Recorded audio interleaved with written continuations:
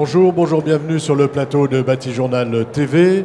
Nous sommes toujours au Mondial du bâtiment à Villepinte, Mondial 2017. Et ce matin, nous attaquons la matinale de la construction bois avec une thématique sur la structuration de l'offre bois français.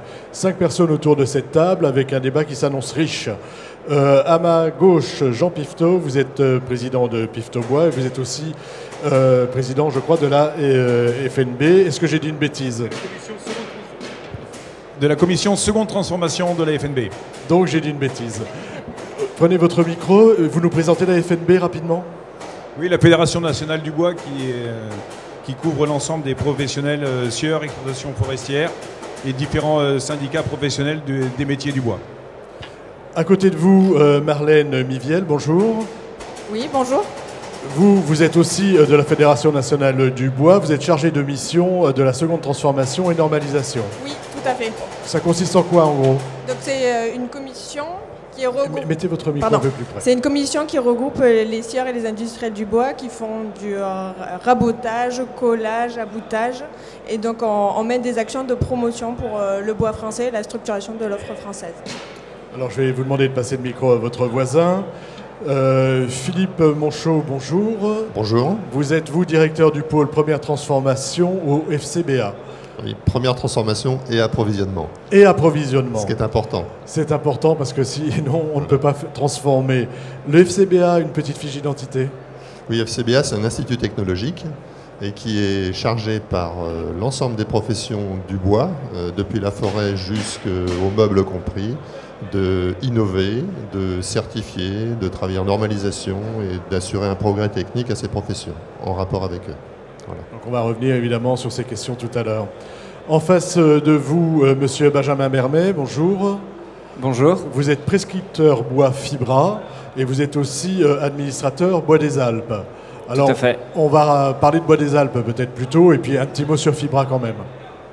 Alors, donc Bois des Alpes, c'est une association qui fait la promotion de l'ensemble de la filière forêt-bois sur le massif alpin. Et Fibra, c'est l'interprofession régionale qui, en tant que chargé de mission bois construction, j'accompagne maîtrise d'ouvrage et maîtrise d'œuvre pour mobiliser le bois dans la construction. À côté de vous, monsieur Sébastien Leneves, bonjour. Bonjour. Alors vous êtes directeur de ISB, c'est ça? C'est ça. Et vous êtes aussi ici au titre du commerce du bois. Voilà, au titre du commerce du bois, donc le LCB qui est une association là, qui va plus travailler et on regroupe l'aval de la filière. On va retrouver des industriels fabricants, des raboteurs, on va retrouver des importateurs et puis une grosse partie de l'association aussi sur les négoces et les distributeurs donc, qui mettent le bois sur le marché. Alors, on va attaquer tout de suite avec vous, monsieur Pifteau, et vous allez nous dire un petit peu comment la FNB travaille sur cette problématique, sur cette promotion, on va dire, et cette structuration de l'offre bois français. Oui, ben c'est vrai qu'on peut dire qu'il y a une dizaine d'années, les scieurs français se sont mis à faire de la transformation du bois. Il y avait un retard à combler. Aujourd'hui, il est comblé. Je dirais que tous les scieurs sont équipés de séchoirs, de transformation, de rabotage, d'aboutage, de calibrage, de la mêlée-collée, demain de CLT. Il y a une dizaine d'ateliers aujourd'hui. Ça, c'est la première étape de la structuration de l'offre. Et ça, il fallait le faire connaître, il fallait le faire savoir auprès des prescripteurs, il fallait structurer l'offre des bois français. Donc on a créé au sein de la FNB une commission seconde transformation avec le recrutement de Marlène à côté, de façon à rassembler toute l'offre des bois français et d'en faire des outils que Marlène va vous présenter maintenant, de façon à ce que tous les prescripteurs, tous les architectes, que tous les utilisateurs, les distributeurs sachent qu'il y a aujourd'hui une offre compétente de bois transformé français du même niveau que ce qu'on peut trouver en Allemagne, en Autriche ou dans les autres pays. Voilà, ce qui n'était pas évident à voir. Hein. L'idée, c'est vraiment de faire connaître tout ce travail qui a été fait. Il y avait un manque de lisibilité. On essaye avec la FNB d'y combler. Alors, vous allez prendre la parole tout de suite, Madame Miviel, et vous allez nous présenter en fait un peu le travail qui a été fait au niveau de la FNB pour mettre en valeur justement tout ce travail fait par les scieurs. Oui, donc du coup, depuis 3 ans maintenant, on a créé une boîte à outils pour justement promouvoir le bois français et présenter les produits en bois français. Donc on va avoir sur la présentation de la diversité de l'offre en bois français. Donc là, vous allez avoir pourquoi choisir le bois français, un petit argumentaire, une présentation des différents produits par usage. Alors, par exemple, dans cet argumentaire, pourquoi choisir le bois français, je vais vous poser la question, pourquoi choisir le bois français? Mais du coup, pourquoi choisir le bois français? C'est du coup de choisir la ressource nationale, une ressource gérée durablement. Approchez votre Pardon, une ressource gérée durablement, une ressource faire travailler les entreprises au niveau national avec des emplois. Enfin, du coup, après, c'est toute une économie locale avec des emplois locaux, des emplois en France. Des emplois non délocalisables, c'est vraiment c'est ça l'idée. Exactement, c'est la valeur ajoutée à tous les projets bois. Alors on a déjà ce premier opus, voilà. Donc ça c'est pour présenter les différents produits par usage. Après nous avons fait un annuaire pour trouver les entreprises qui puissent fabriquer ou qui ont ces produits-là. Donc ça veut dire que si je cherche un bardage en Douglas, en châtaignier ou en autre chose, enfin d'une autre essence, je vais le trouver, trouver les gens qui les fabriquent. Exactement, sur cet annuaire. D'accord, sur cet annuaire. Après, vous avez un ouvrage qui présente les réalisations en bois français. Donc, pour prendre des exemples, si vous cherchez, vous souhaitez faire une terrasse en pin, mais du coup, vous pouvez aller voir, il y a des exemples pour savoir comment avoir une présentation. Avoir une présentation de Exactement. ce qu'on est capable de faire aujourd'hui avec le bois français. On va rester un petit moment Exactement. sur cet ouvrage. On trouve quoi dedans? On trouve de la construction bois, de la maison individuelle, de l'ERP, du bâtiment public. C'est vraiment un mélange de tous les ouvrages possibles. Mais surtout, ce qu'on a mené cette année, c'est après, on a créé le catalogue des produits bois français. Et donc voilà, présenter une offre standardisée des produits. Donc il va sortir le 15 décembre prochain à l'AG de la FNB et qui sera diffusé après beaucoup plus largement au niveau des architectes, prescripteurs, bureaux d'études. D'accord, donc ça, est-ce que vous pouvez nous en dire un peu plus? Il fallait absolument qu'on ait un catalogue, c'est ça? Et ça n'existait pas, on n'avait nulle part quelque chose qui centralisait l'offre bois français. Exactement, ça n'existait pas et donc du coup, au sein de la commission seconde transformation, les scieurs de feuillus et de résineux, on s'est tous mis autour de la table pour proposer une offre, standardiser les dimensions et du coup pouvoir avoir une offre globale sur toute la France. On va passer la parole à votre voisin qui, lui, s'occupe de... En fait, parce que c'est bien d'avoir une offre, c'est bien d'avoir des exemples, mais il faut aussi que le bois soit caractérisé, qu'il soit, on va dire, sous avis technique, en tout cas, qu'on sache exactement, qu'il soit certifié, qu'on connaisse exactement ses propriétés. Exactement. Enfin, les propriétés des ouvrages en bois. Donc, je vous laisse la parole là-dessus. Merci. Donc, pour structurer l'offre, il faut déjà la définir, l'offre, et il faut qu'elle soit qualifiée et qu'elle réponde à des normes. Et donc tout le travail de FCBA dans les dernières années, dans 15-20 ans, mais encore plus ces dernières années sur les feuillus, a été de qualifier les produits, de les normaliser, répondre à des normes et que ces produits puissent être utilisés. Donc ce travail-là se fait à la fois avec des essais qui sont faits dans les locaux de FCBA, et puis également avec des discussions avec des professionnels français et étrangers dans des commissions de normalisation. Et donc là, on salue l'effort de la FNB qui a mis en place au sein de sa fédération une personne dédiée aux actions de normalisation qui permet d'assurer, donc c'est Marlène, qui permet d'assurer le lien entre les praticiens, ceux qui ont la matière, ceux qui la travaillent, et puis après les normalisateurs qui sont FCBA, qui vont au niveau européen défendre des positions françaises afin que les bois français soient acceptables dans les produits d'ingénierie, puisque maintenant on parle de produits d'ingénierie. Les collets, les lamellés collés, etc. Ça, c'est le premier point en amont. Voilà, en amont, c'est ça. Je vais vous poser une question idiote. Oui. Le bois, il était déjà caractérisé. Le bois français n'est pas différent du bois européen ou du bois qu'on peut trouver ailleurs. Certains bois étaient qualifiés, certaines espèces étaient qualifiées, en particulier les bois du Nord, donc les résineux. FCBA avait également fait des efforts pour qualifier le Douglas, qui n'était pas présent dans le Nord, et donc aujourd'hui on utilise le Douglas, c'est bien grâce aux efforts de normalisation qui ont été faits en amont. Et ces dernières années, comme je vous le disais, c'est les feuillus auxquels on s'est attaqué. Et les feuillus n'avaient pas, par une marque HCE par exemple pour l'utilisation structure, c'était pas défini. Or les produits doivent répondre à la structure, aux marques HCE. Et donc maintenant on est capable de marquer CE, du chêne et du hêtre. Ça ne veut pas dire qu'on en utilise beaucoup, mais on peut le faire. Mais si je veux en utiliser, en tout cas, si je veux en utiliser, je sais que le produit est caractérisé. Voilà, c'est ça. Voilà. Ce travail est terminé ou est-ce qu'il y a encore des choses qui sont en cours? Il y a toujours sur les produits techniques des choses en cours, hein, les bois chauffés par exemple, les bois collés, les lames dans certains cas, donc il y a toujours, et puis maintenant on va passer à des produits mixtes. Quand on va faire des produits composés de plusieurs essences collées ensemble, il faudra les caractériser, il faudra les normaliser, et dans certains cas ça peut être des produits techniques très intéressants. Donc on va continuer ce travail-là en lien avec les professionnels en fonction de leurs demandes. Et dans le... Alors je vais demander de repasser le micro à votre voisine. Dans le catalogue que vous allez présenter bientôt, est-ce qu'on retrouvera tout ce travail de normalisation qui a été fait? Oui, en parallèle, vous trouverez dans le catalogue en fait les grandes caractéristiques des produits, mais aussi, là je ne vous ai pas amené, mais on a fait des fiches pratiques au niveau de la FNB pour bien caractériser, bien comprendre les produits et bien comprendre le matériau bois. Et dans toutes ces fiches, vous trouvez tout ce qui est les caractéristiques des produits et donc les exigences qu'on retrouve au niveau des normes.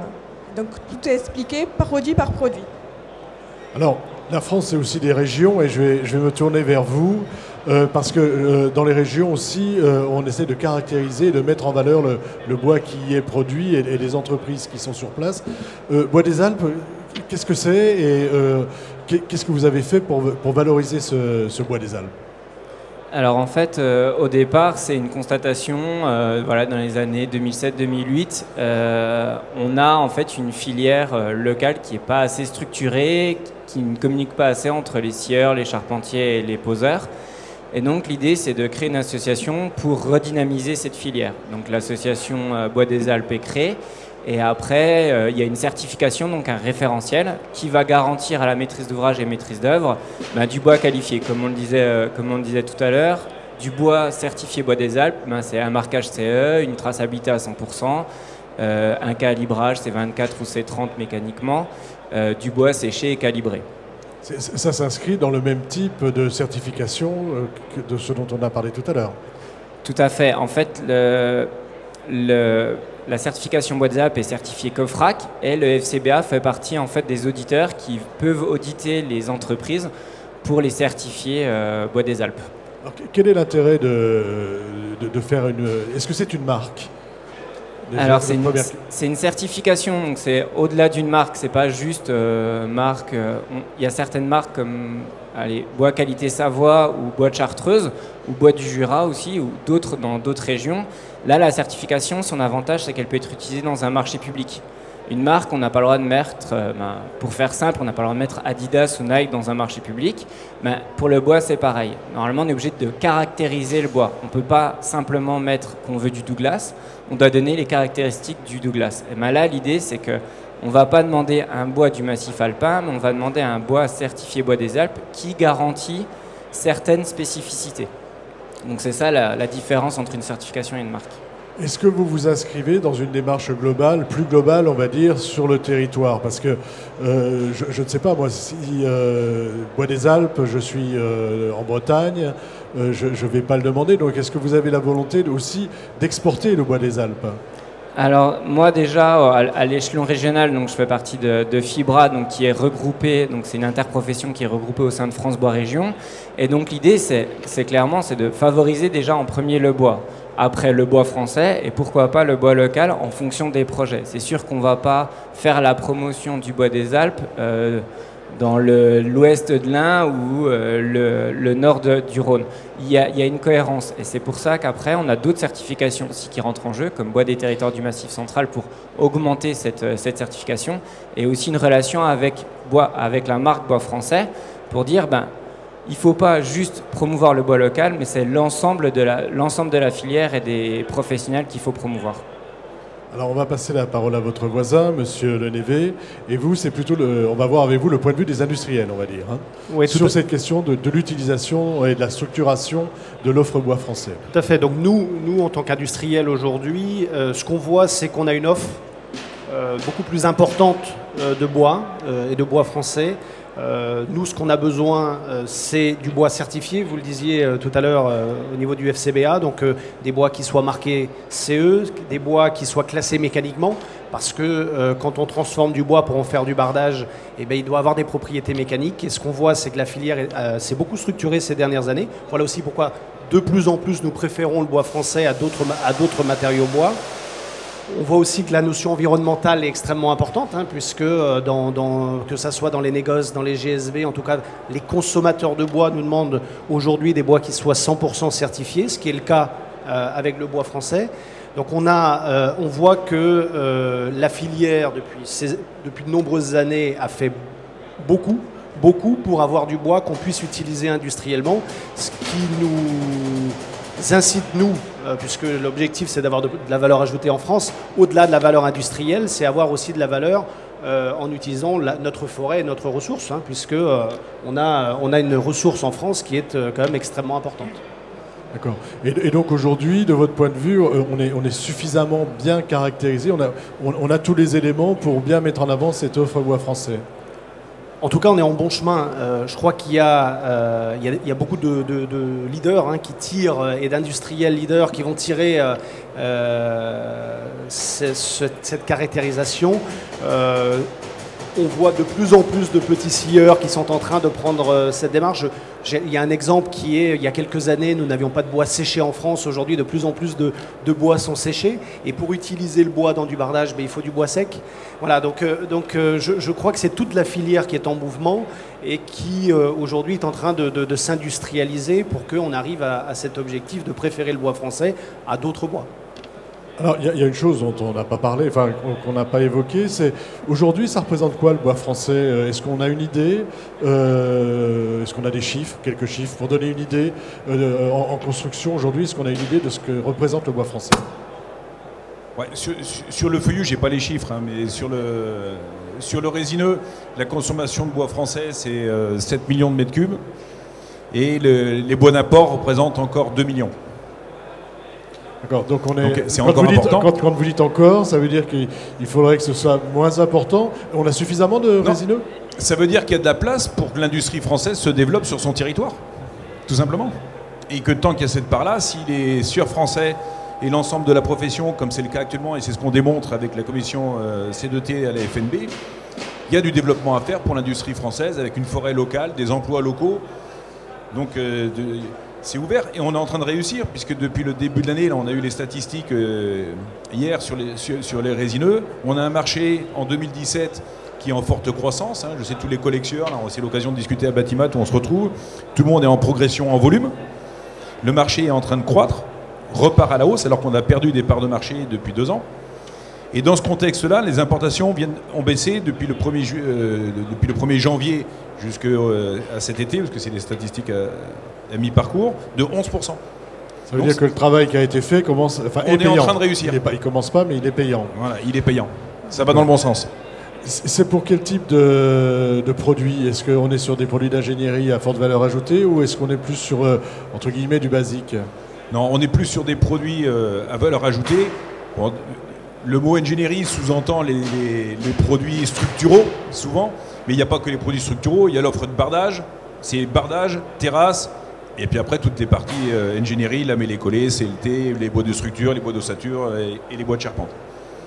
D'accord. Donc ce bois français, vraiment aujourd'hui, est bien installé, on va dire, dans la construction.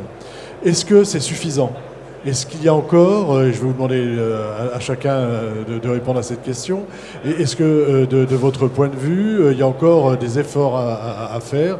Est-ce qu'on a besoin d'aller plus loin dans la structuration? On va commencer par vous. On peut toujours mieux faire, mais aujourd'hui, je dirais que l'offre française n'est pas encore suffisamment bien installée. C'est pour ça qu'avec Marlène, on continue d'y travailler pour la promouvoir, la faire connaître avec le document qui va sortir au mois de décembre.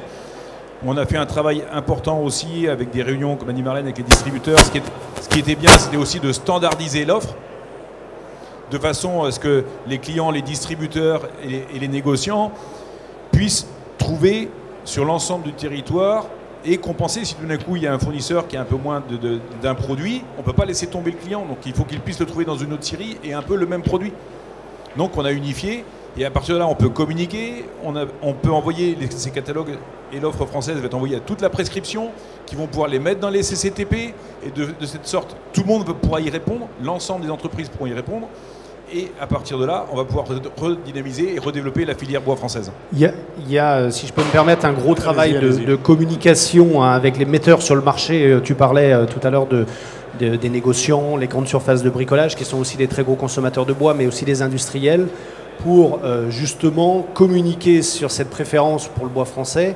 Et là, il faut, et ça doit se faire conjointement entre des associations comme ou les fédérations comme la FNB, le commerce du bois, pour que on arrive à cette préférence. J'ai envie de dire, il y a deux problèmes.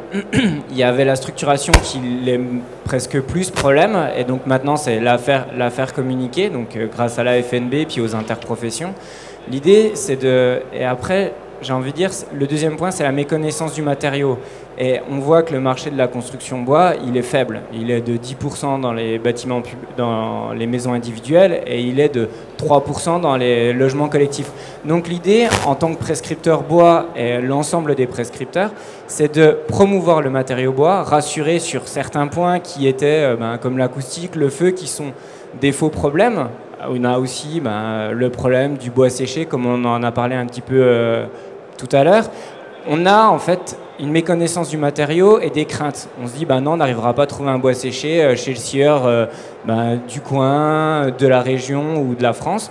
Et donc l'idée vraiment, c'est de communiquer dessus pour montrer que oui, il y a une filière, et oui, elle est structurée, et oui, on peut proposer des bois techniques, du BMR, du BMA, du lamellé-collé et du CLT. On a cette offre, et donc il faut déjà la communiquer. Voilà, il faut faire connaître l'offre. Tout à fait. Alors prenez l'autre micro. Oui, voilà. En ce sens, pour la faire connaître, promouvoir l'offre, aussi on est en train de mettre à jour, on va dire, le site Préférer le bois français, où vous allez pouvoir retrouver toutes ces informations sur un site internet dynamique et facile d'accès pour savoir, voilà, donc vous aurez un produit, après un annuaire en ligne pour trouver directement les fournisseurs, les scieurs, les industriels qui peuvent vous fournir ce produit. C'est vraiment, voilà, communiquer cette offre au niveau prescription archi en partenariat avec les prescripteurs bois pour développer la construction bois en France. Après... Alors, allez-y, et après, monsieur.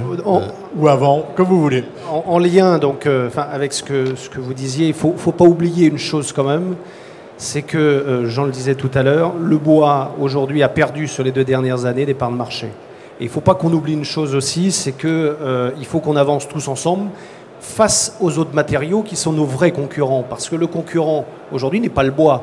Le concurrent, c'est le béton, c'est le métal, c'est les autres matériaux qui ne sont pas forcément tous très écologiques. Et donc, il faut aussi que nous travaillions ensemble, conjointement, sur le bois, sur le bois, qu'il soit français ou pas, c'est d'abord le bois. Voilà, et bien entendu, l'objectif est de préférer le bois français. Je crois que c'est le slogan de cette campagne, mais tout en n'oubliant pas aussi de se dire, voilà, comment on reprend des parts de marché face aux autres matériaux. Voilà. On préfère le bois et le bois français. Bien sûr. Ou inversement, c'est comme vous voulez, je vous laisse... Le bois avant tout, bien sûr. Le bois avant tout, ouais, tout à fait. Le bois avant tout.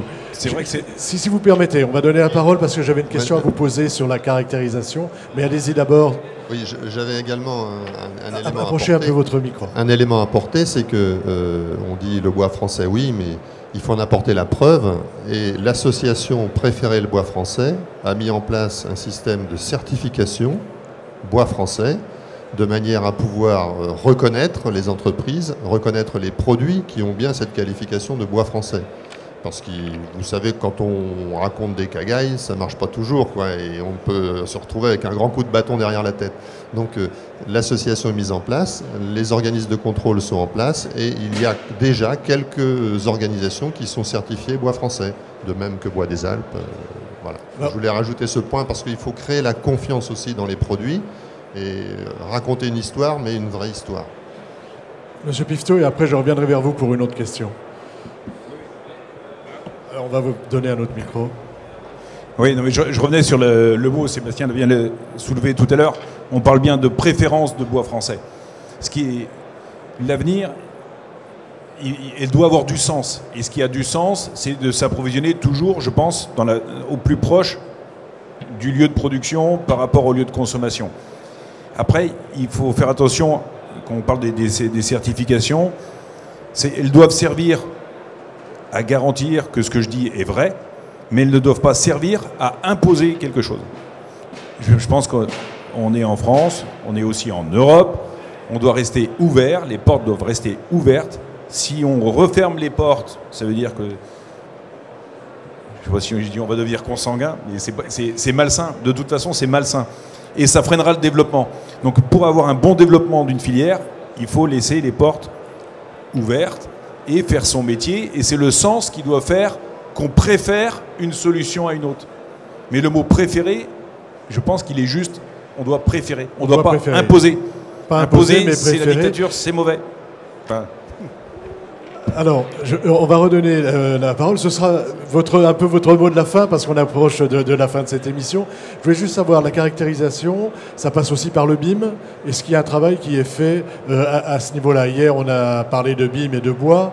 Je voulais savoir si, moi, architecte, maintenant, je commence à prendre des habitudes. Oui, alors là, j'ai besoin de pouvoir mettre des objets. Je vais peut-être pas être à l'aise parce que je suis pas un spécialiste de cette question-là. Je sais que vous n'êtes pas sur cette mission, mais il y a un travail qui est fait. Sachez qu'il y a un travail important qui est fait par FCBA et donc par les équipes construction de Bordeaux, avec les syndicats professionnels, avec France Bois Forêt, avec le Codifab, pour justement normaliser ces objets, enfin standardiser ces objets pour pouvoir les intégrer dans le BIM et pouvoir informatiser tout ça. Je passe la parole à Marlène qui connaît. Aujourd'hui, il y a un groupe de travail BIM pour la filière bois. Et du coup, dans l'année prochaine, l'année qui arrive, en 2018, le catalogue construction bois ainsi que le catalogue des produits en bois français sera BIMisé, donc sur des dictionnaires sous forme d'objets génériques. Donc j'aurai des objets BIM en bois. Exactement. Merci. Une petite conclusion à tous les deux. Petite conclusion sur cette structuration du bois français. On y est arrivé ? Alors, je pense qu'on y est arrivé et maintenant le but c'est de la faire connaître. C'est vraiment de montrer que les entreprises, elles sont là, elles sont prêtes. Et nous, en tant que prescripteurs, notre but c'est d'accompagner la maîtrise d'ouvrage et maîtrise d'œuvre, les rassurer et leur dire que voilà, il faut qu'elles y aillent, il faut qu'elles avancent, il faut qu'elles partent avec du bois, peut-être plus que du béton. Il y a aussi la nouvelle réglementation +/- qui est aussi dans cette cohérence-là avec le bas carbone. Et donc, nous, on est là pour leur dire, ben voilà, vous pouvez construire en bois, les professionnels sont présents et peuvent répondre à votre demande. À votre demande avec du bois français. Vous aurez le mot de la fin. J'aurai le mot de la fin. Vous aviez la question, est-ce qu'on y est arrivé? J'aurais pas la prétention de dire on y est arrivé, parce que ça voudrait dire qu'il n'y a plus de chemin à faire. Non, je crois qu'on est en chemin d'y arriver. En tout cas, il y a une vraie volonté aujourd'hui des industriels. On sent une volonté des distributeurs de préférer le bois français et d'aller soit non seulement vers ce bois issu de France, mais aussi vers cette valeur ajoutée sur l'ensemble de la filière en France. Et ça, c'est important parce que c'est créateur d'emplois, c'est générateur d'emplois. Et il faut quand même dire que la filière bois est un très fort créateur d'emplois. Je crois qu'on a un potentiel gigantesque si on travaille ensemble et si on assure ensemble la promotion de notre matériau et du bois français. Merci beaucoup. Malheureusement, c'était le mot de la fin, puisqu'on a déjà un peu dépassé. Je vous remercie d'être venu sur le plateau de Batijournal TV. Une émission à retrouver donc sur notre site Batijournal TV et sur le site de notre partenaire France Bois Forêt. Merci à vous. Merci beaucoup.